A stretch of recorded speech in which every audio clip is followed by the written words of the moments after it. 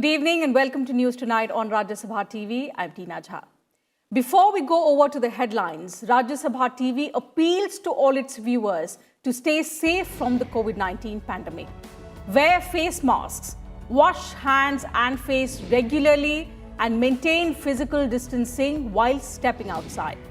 Remember, these simple precautions are all that it takes to defeat the pandemic.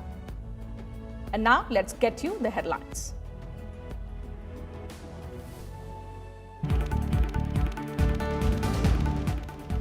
Over 54% voting in first phase of Bihar Assembly elections. 1,066 candidates were in the fray for 71 seats across 16 districts.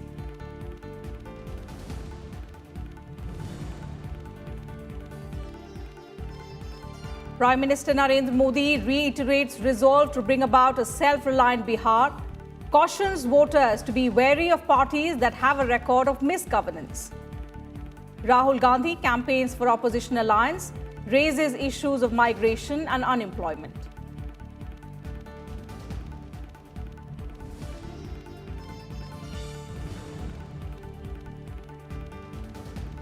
Government focused on strengthening nation's armed forces. At Conference of Military Commanders, Defence Minister Rajnath Singh praises Army's handling of threats to security of the country.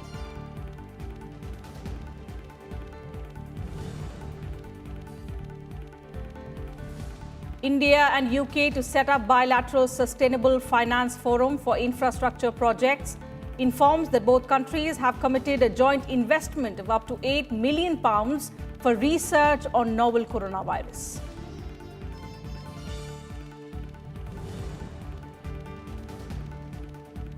And India makes more progress in the war against COVID-19. Over 58,000 patients recovered from the disease in the last 24 hours. Rate of recovery approaches 91%.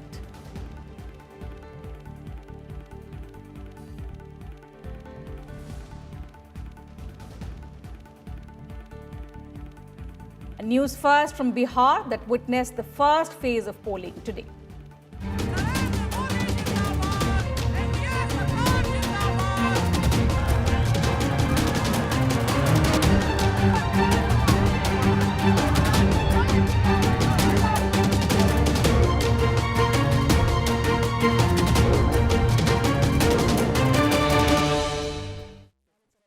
Over 54% voter turnout was recorded till 6 p.m. in the first phase of Bihar Assembly polls on Wednesday.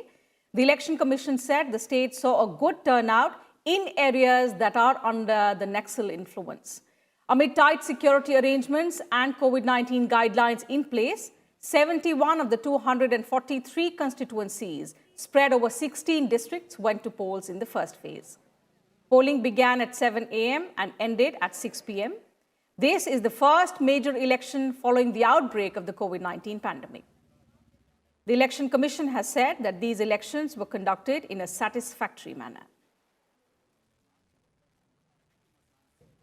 The postal ballot facility was provided to the voters who are 80 plus and also to persons with disability, and large number of such category of people they chose to take postal ballot and vote through the postal ballot. Not only the electoral machinery made a very good arrangement, but also the voters at large followed the discipline and they abided all the rules and regulations related to COVID.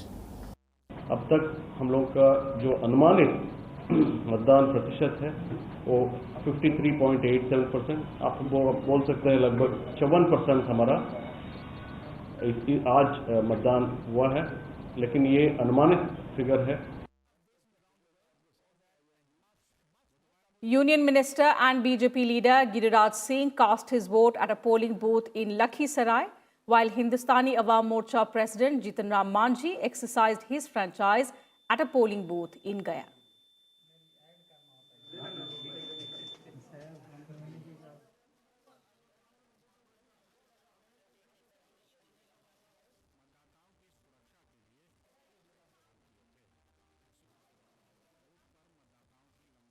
चाहे राजा हो या रंक हो, एक ही मत है, इसलिए सभी मतदाता अपने मत का प्रयोग करें। ये लोकतंत्र का बहुत बड़ा पर्व है। तो ये 15 वर्षों में नीतीश कुमार के नेतृत्व में बिहार में बहुत विकास हुआ है। इस चीज़ को लोग कंटिन्यू रखना चाहते हैं कि विकास की गाड़ी जो पटरी पर चल रही है बेपटरी नहीं हो। The fate of 1,066 candidates are at stake in the first phase. Out of the 71 constituencies, 35 are in Naxal-hit areas where polling was conducted in a staggered manner. Assembly elections in Bihar are being held in 3 phases. The counting of votes will take place on the 10th of November.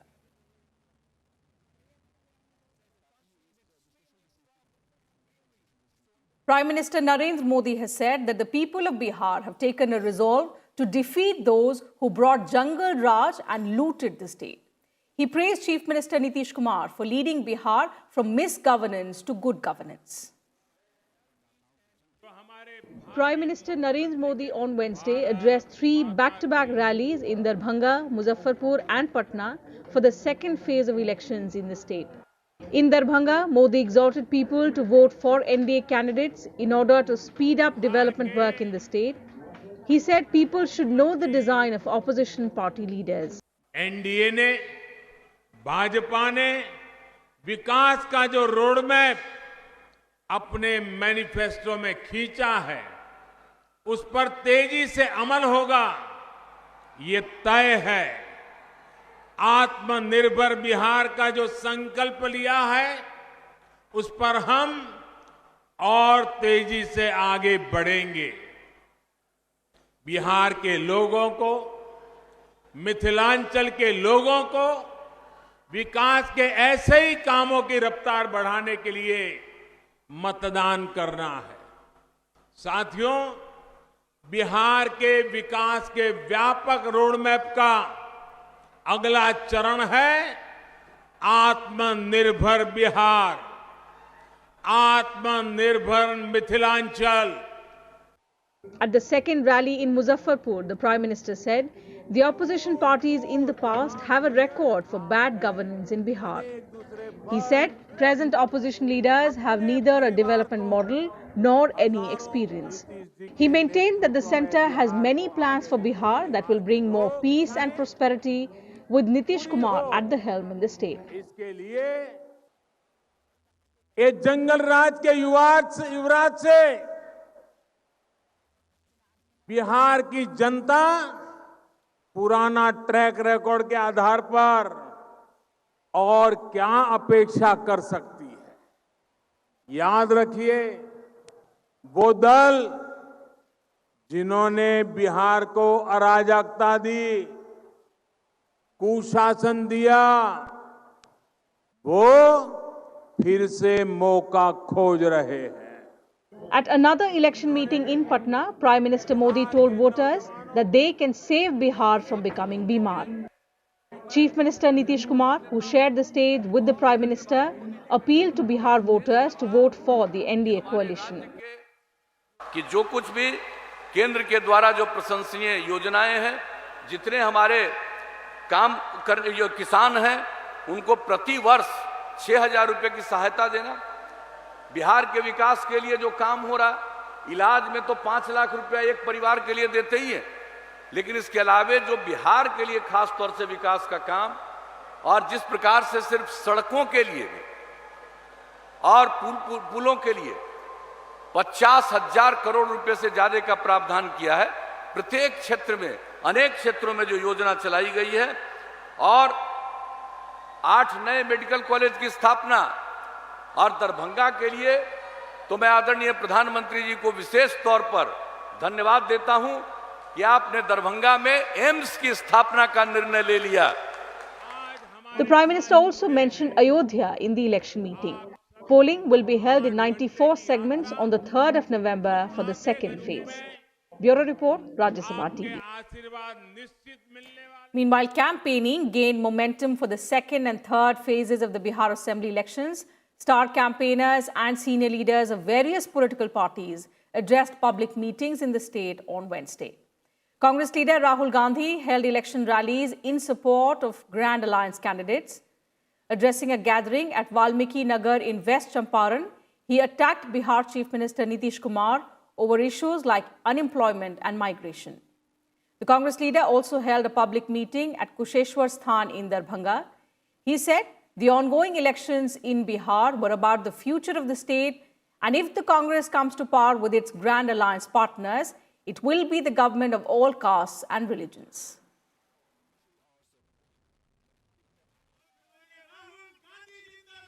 मैं आपको यहां guarantee देने आया हूं, मैं आपको एक guarantee देने आया हूं। गठबंधन की सरकार बनेगी तो वो सबकी सरकार होगी, हर जात की सरकार होगी, हर धर्म की सरकार होगी, हर डिस्ट्रिक्ट हर ब्लॉक की सरकार होगी और बिहार के भविष्य की सरकार होगी। और ये जो हमारी माताएं बहनें आई हैं, इनकी सरकार होगी। Rashtriya Lok Samta Party President Upendra Kushwaha also held road shows and public rallies on the day. He appealed to the people in poll-bound areas of Motihari, Jhanjharpur, Ujjarpur, Mahua and Hajipur legislative assemblies to vote for the Grand Secular Democratic Front.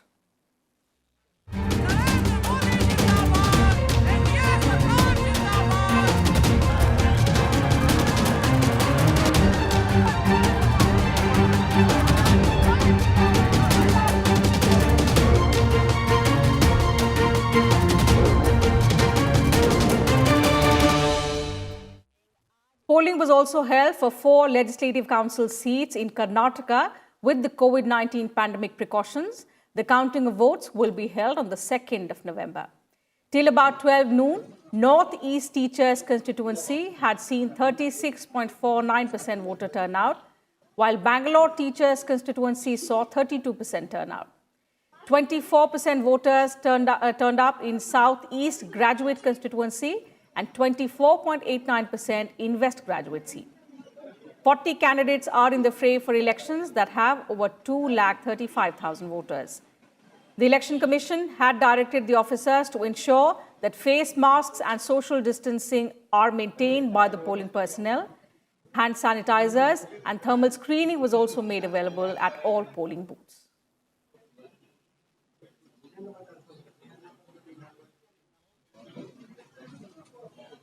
Five of the 10 BSP MLAs who had proposed Ramji Gautam as the party candidate for the Rajya Sabha polls withdrew their support on Wednesday, alleging that their signatures were forged. The returning officer will look into the complaint about the forged signatures and then take a decision. Wednesday was the last day of scrutiny of nominations for the election that is to be held on the 9th of November. 11 nominations, including 8 from the BJP, have been filed for 10 Rajya Sabha seats from Uttar Pradesh. The 10 Rajya Sabha seats from the state will fall vacant on the 25th of November.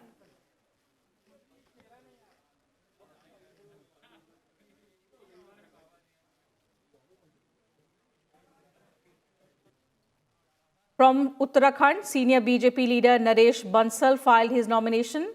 2nd November is the last date for withdrawal of candidature. Polling, if needed, will be held on the 9th of November and results will be announced the same day.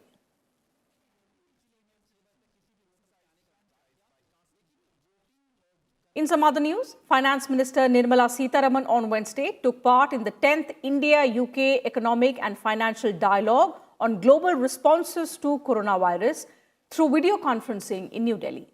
Speaking on the occasion, the Finance Minister said India-UK economic ties are important, as together they are two of the world's top 7 economies with a combined GDP of over $5 trillion. Nirmala Sitharaman said the trade between the two countries has more than doubled since the first EFD in 2007, with bilateral investment supporting over 500,000 jobs across both countries. She also said that this session on sharing of experiences on coronavirus response to domestic priorities and policies for economic recovery will help both countries refine their policies and also help in learning to ensure better outcomes.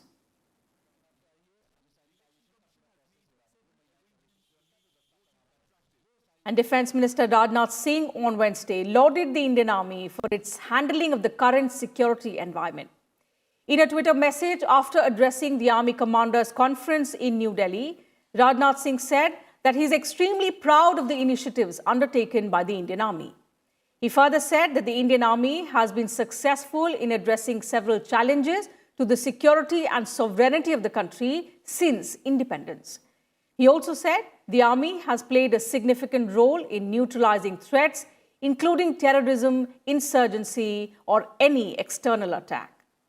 He added that the Defence Ministry will leave no stone unturned to strengthen the hands of our armed forces. The top army commanders are carrying out a comprehensive review of India's combat readiness along the line of actual control, as well as the situation in Jammu and Kashmir at a 4-day conference that began on Monday.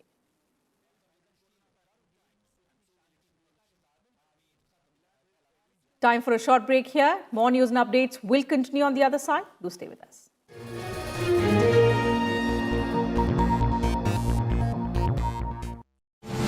Defeat coronavirus. Let us always remember, wear a mask. Wash hands. Follow physical distancing. Together, we'll succeed. Together, we'll win against COVID-19.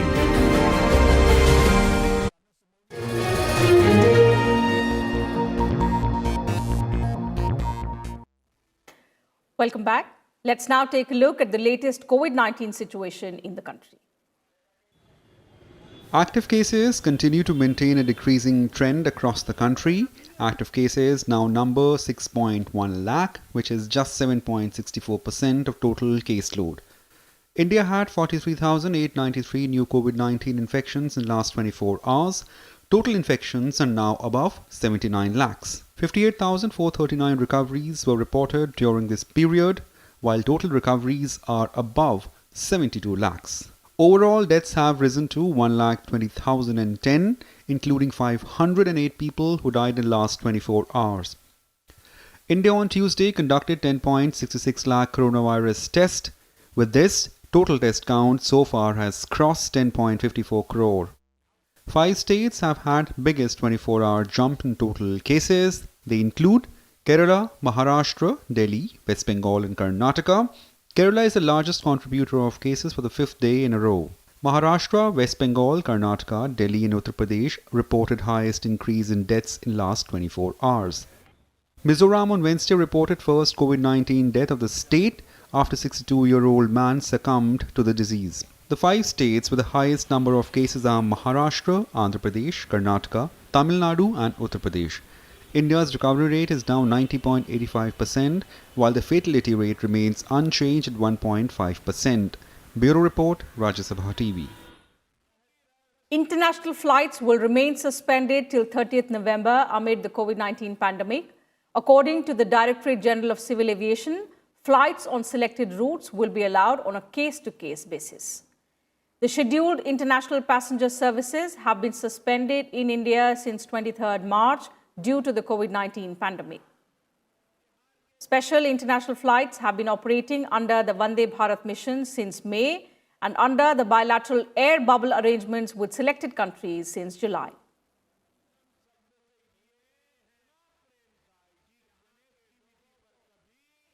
Meanwhile, all schools in Delhi will continue to be closed till further orders in view of the COVID-19 situation. The announcement was made by Deputy Chief Minister Manish Sisodia.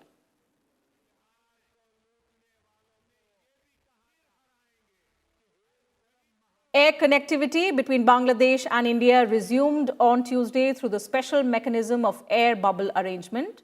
The service was inaugurated at the Hazrat Shah Jalal Airport in Dhaka by the High Commissioner of India in Bangladesh, Vikram Doreswamy, and the Chairman of the Civil Aviation Authority of Bangladesh, Air Vice Marshal Mafidur Rahman. 2 flights of the US Bangla Airlines left the Hazrat Shah Jalal International Airport, Dhaka, for Kolkata and Chennai. High Commissioner Vikram Doreswamy said it will be especially useful for people with medical emergencies. 5 Indian carriers, including Air India, Vistara, Indigo, SpiceJet and Go Air will also run 28 flights a week between the two countries. The flights between both countries have resumed after nearly 8 months.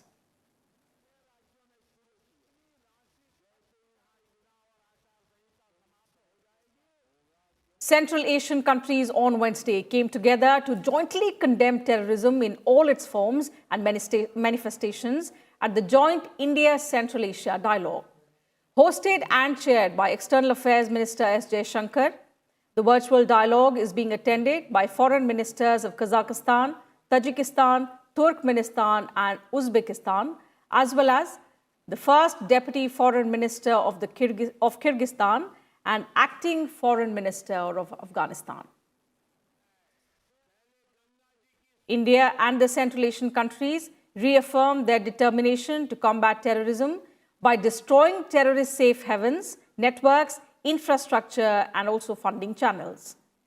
The attending ministers also sided with Indian position of Afghanistan, that is Afghan-led, Afghan-owned and Afghan-controlled peace process for settlement of issues among various parties. India also announced an additional $1 billion line of credit for Central Asian countries, as well as financing for high-impact community development projects in Central Asian countries. As developing countries, we share common perspectives on the opportunities and challenges for development of our countries and the prosperity of our peoples. We also share commonality of views on regional and international issues. We face common challenges of terrorism, extremism, drug trafficking, and other issues. All these commonalities make us a natural partner in our developmental journey. With a view to consolidate relations with major European nations amidst and post-corona period, Foreign Secretary Vardhan will visit France, Germany and the United Kingdom from 29th of October to 4th November. During his visit, the Foreign Secretary will discuss regional and global issues along with the ongoing pandemic and its consequences. He will also discuss Indian priorities such as robust and reformed multilateralism, its expanded multilateral and plurilateral engagements, including forthcoming non-permanent tenure in the United Nations Security Council, and its commitment to a free, open and inclusive Indo-Pacific. Issues of terrorism of Pakistan and expansionist designs of China will also figure in the talks.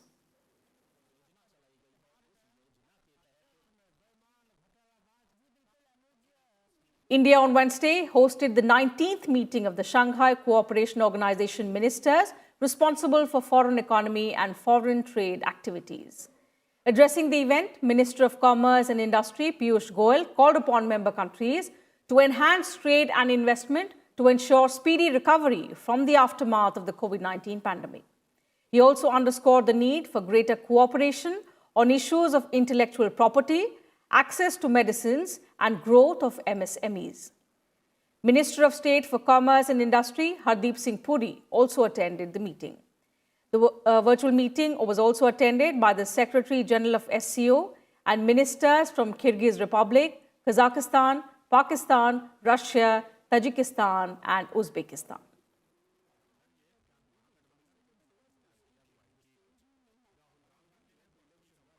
The Joint Committee on the Personal Data Protection Bill 2019 held a meeting on Wednesday.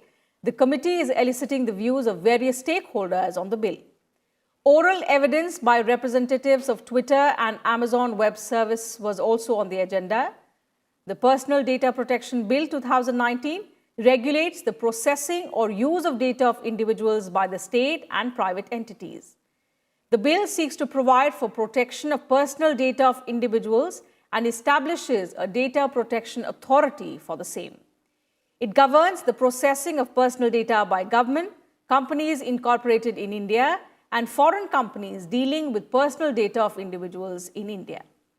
Personal data is data that pertains to characteristics, traits, or attributes of identity which can be used to identify an individual.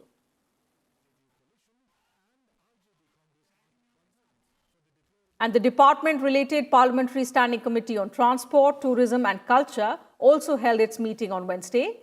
Hearing from the Secretary, Ministry of Shipping on various aspects relating to dredging in ports and present status of cruise terminal was on the agenda.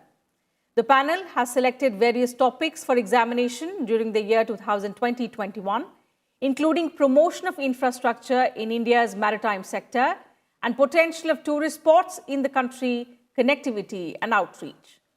The committee has also been hearing from various stakeholders on the fallout of the pandemic on the transport sector.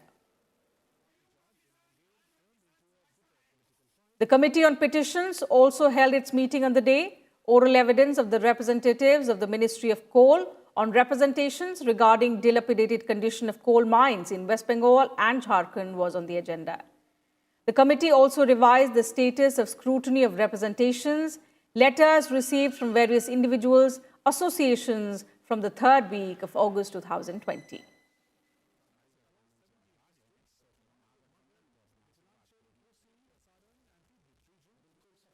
The Parliamentary Committee on External Affairs also held its meeting. Oral evidence of the representatives of the Ministries of External Affairs and Culture on India's soft power and cultural diplomacy, prospects and limitations were on the agenda. The expression soft power is used in terms of a usable national capacity to advance foreign policy objectives and priorities by using non-coercive means. It remains a vital instrument in foreign policy by itself or as a complement to the application of hard power, that is military power or other types of compelling diplomacy. India's multiculturalism, religious pluralism and the heritage of yoga, Ayurveda and philosophy play a vital role in establishing its soft power globally.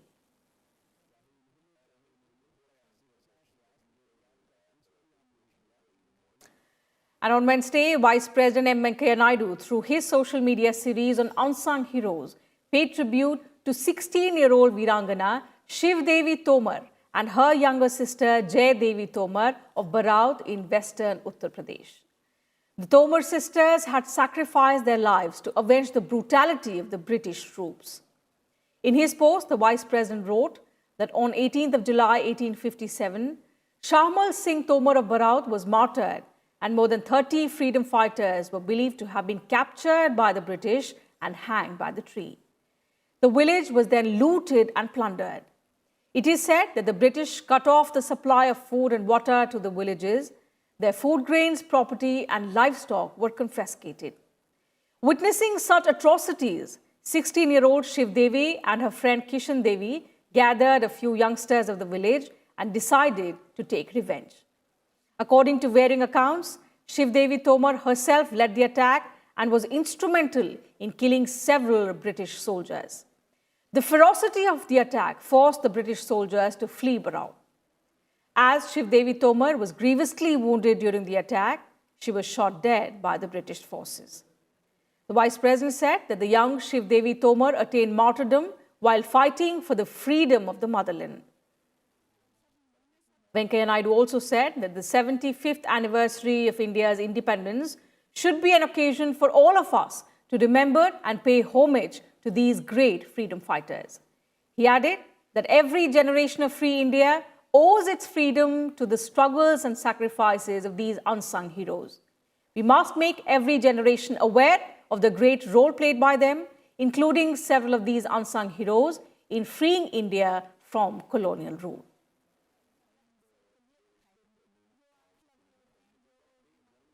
And that's it from us in this bulletin. But before we leave, we once again appeal to all our viewers to stay safe from the COVID-19 pandemic. Wear face masks, wash your hands and face regularly, and maintain physical distancing while stepping outside. Remember, these simple precautions are all that it takes to defeat this pandemic. Good night and thanks for your time. Thank you.